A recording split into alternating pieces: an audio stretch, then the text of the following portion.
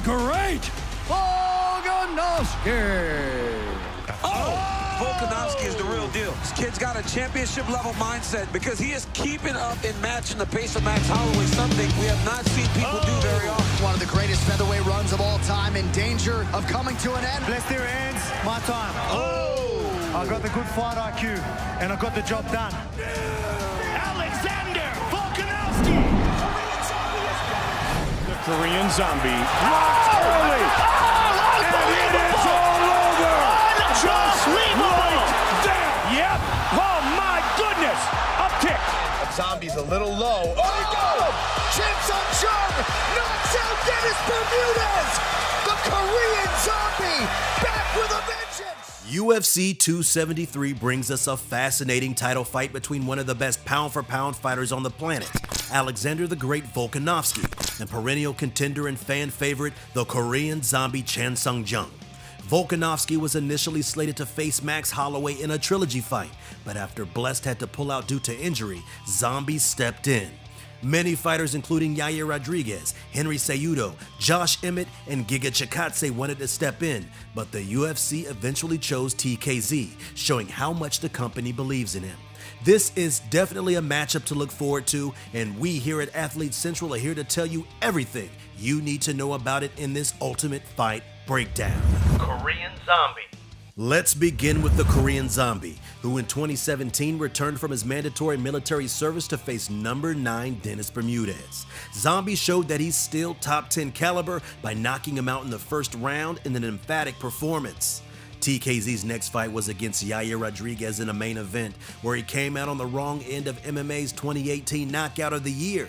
Zombie was winning the back-and-forth fight when in the last 10 seconds, the fan favorite decided to go to the middle of the cage and throw down. With literally a second left in the fight, Yair threw an unorthodox upwards elbow, knocking Zombie out cold.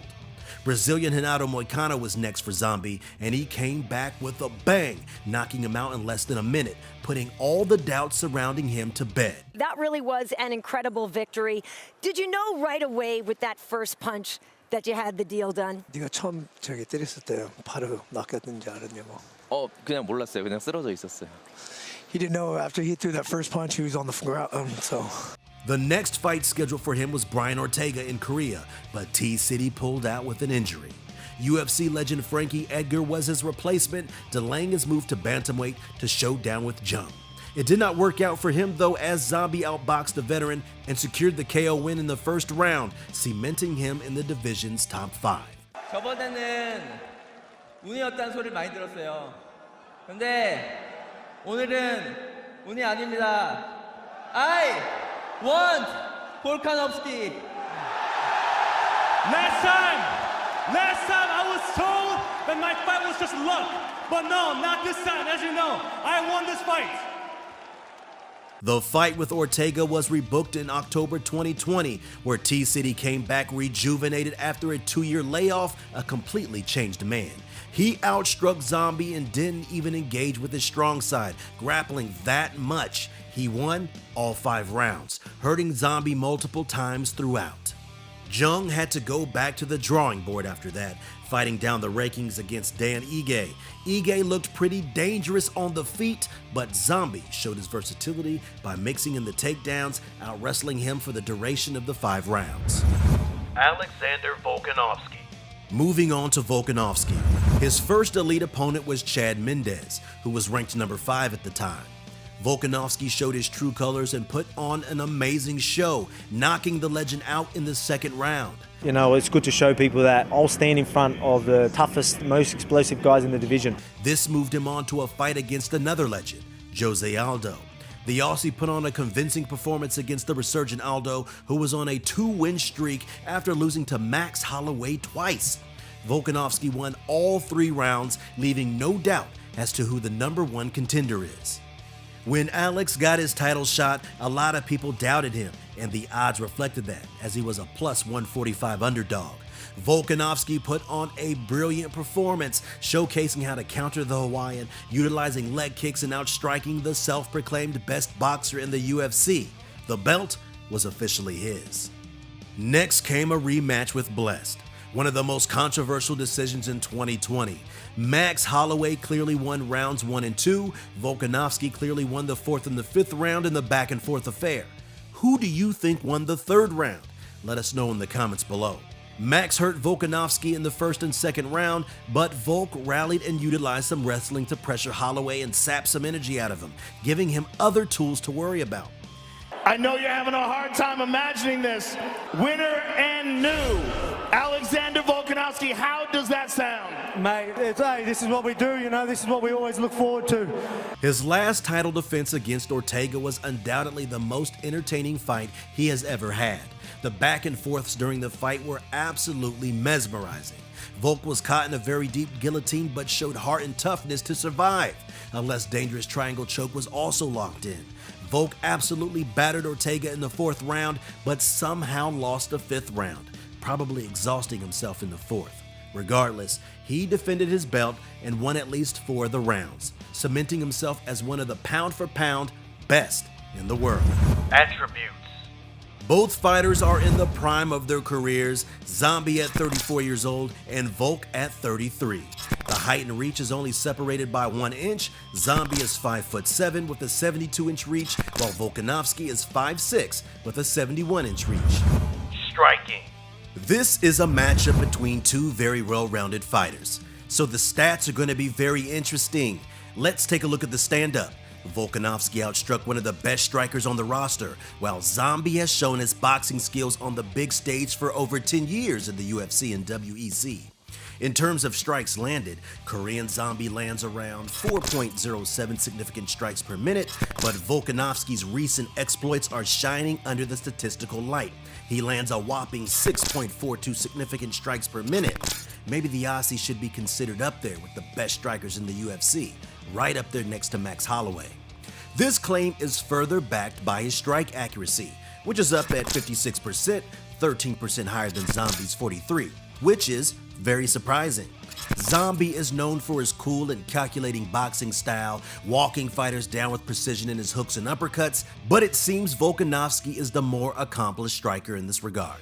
In terms of striking defense, the numbers are close, but Volkanovski beats out Jung again with 3.34 significant strikes absorbed per minute, half a strike less than Zombie's 3.87 per minute. In retrospect, this could be expected since Zombie got his nickname from walking his opponents down. Volk also has a higher defense percentage because of that reason, 60% to be exact, 5% more than Zombie's 55%. When it comes to power, the results are yet again extremely surprising. 3 out of Volk's 11 UFC victories have been via KO/TKO, and in total, 11 out of his 23 career victories have come in that way. 4 out of Zombie's 10 UFC wins have ended via knockout, but only 6 of his 17 total wins have ended in that fashion, so statistically, Volk packs more power. The stats have made this a no-brainer. Volkanovski beats Jung out in every single department, making him the statistically better striker. Grappling. In the grand scheme of things, the striking department should have been competitive, but it wasn't. Let's see how the grappling stats play out. When it comes to offensive grappling, we are yet again blown out of the water with the brilliance of Volkanovski. He averages more than double the takedowns Zombie does, a whopping 1.77 takedowns per 15 minutes, while Zombie only gets 0.82 takedowns per 15 minutes. If the Ige fight is the only one you've seen from Jung, you would be very surprised by the statistic. Zombie got 3 takedowns in the fight and controlled the Hawaiian with ease, making it seem as if he's a wrestler at heart. That might very well be true if we look at his accuracy. Zombie is a fan favorite, used to keep a lot of his fights standing up to please his fans, but his 47% accuracy shows that when he wants to take his opponent down, he is way more successful than Volk, who sits at a 34% success rate. This could be explained by his tendency to shoot for a takedown and fail, but still pressure his opponent on the cage to bring the fight to the pace he desires, like in the second Max fight, breaking his opponent's rhythm. When it comes to takedown defense, Zombie prevails at a defense rate of 77% compared to Volk's 70%, again showing that the Korean's wrestling is actually exceptional. When it comes to submissions, both fighters are black belts in their own right, but Zombie resorts to his BJJ skills a lot more often, averaging 0.7 attempts per minute, more than double Volkanovski's .3. Volkanovski also completes his subs less often than Jung, only having 3 career submission finishes on his 23-1 record, none in the UFC, while 8 out of Jung's 17 wins have come via sub. He has 3 wins via armbar, 2 via rear naked and triangle chokes, and the other one is one of the most unique submissions of all time, the Twister. The only other fighter in UFC history to use it is also in the featherweight division, up-and-coming undefeated prospect Bryce Thug Nasty Mitchell. Korean Zombie seems to have a better skill set in the grappling department, but Volk resorts to it more often. Prediction. Given the fighters' recent performances, in particular their fight with Brian Ortega, we know the logical pick. But MMA math doesn't always work like that, and no 2 fights are the same. Not only that, given both fighters' well-roundedness, it is very tough to tell where this fight will take place. The most likely outcome is a stand-up war that one of the fighters might try to mix takedowns with if the fight isn't really going their way. Volkanovski tends to use jabs and leg kicks, and those can be very effective against Zombie's pressuring style. It is a lot easier to land calf kicks when the opponent is moving forward rather than when they are backing up anticipating attacks. If Volk pressures too much though, Zombie might shell up like he did in the Ortega fight, only landing 15 significant strikes in total in rounds 3 and 4 after getting rocked. To avoid this potential outcome, Zombie's team might look at the grappling success the fighter had against Ige and try to emulate the game plan against Volkanovski. However, we saw how Volkanovski dealt with the wrestler in the Chad Mendes fight, knocking him out in the 2nd round. This fight has many interesting scenarios, and with the versatile skill set these fighters possess, anything can happen. A KO, a wild submission, a 5-round war, or an utterly one-sided domination.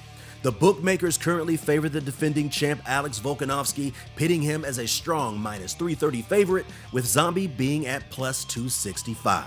Well, alright, thank you guys so much for watching today's video. Who would you put your money on? Drop your fight predictions in the comments below, and make sure to like and subscribe to never miss an Athlete Central video. Until next time.